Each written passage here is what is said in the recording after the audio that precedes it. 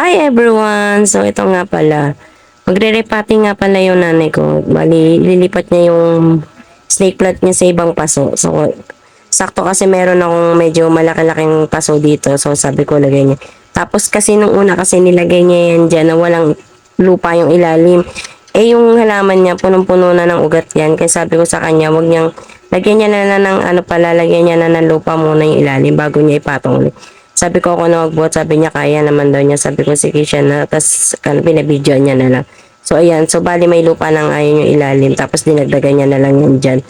Kasi ano yan eh, yung ano niya na yan, yung snake plant niya na yan, nagbulaklak na kasi yan nun eh.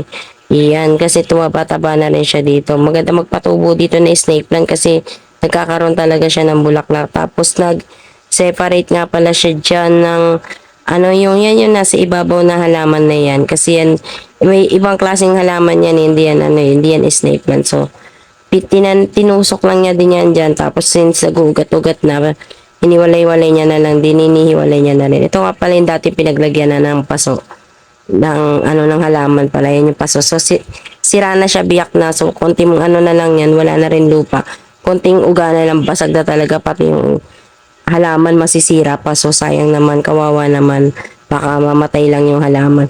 So dito kasi uso dito kasi yan yung mga ganyan, yung mga nag-aalalaman.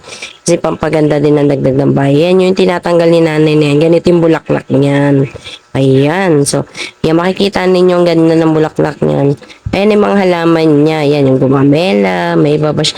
Pero may mga gulay-gulay din siya dyan. Ayan, nandyan din yung luya. Tapos syempre yung pandan, hindi mawawala. Tapos dun sa gilid, sa kabilang side naman niya, puro mga gulay-gulay na talaga yung mga alokbate. Ayan, ito yung mga halahalaman lang yan. So, ayan, makikita nyo. Ayan, pandan. Mga dahon-dahon dito, yan, yan.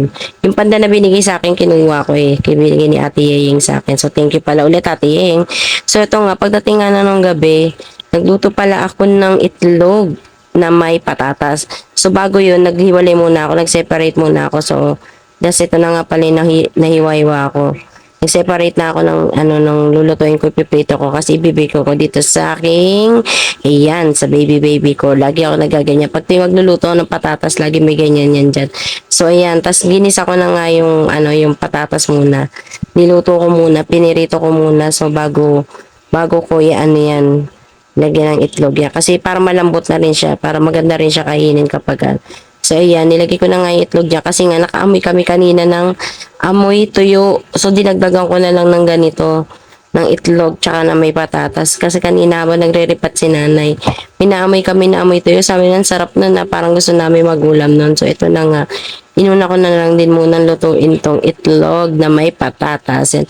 Dapat yung ilalagay ko dyan, ano eh, kamatis. Kaso hindi na lang yun ginawa ko. Kasi nakita ko may stock pala dito na, stock pala, charis, ano ba yan?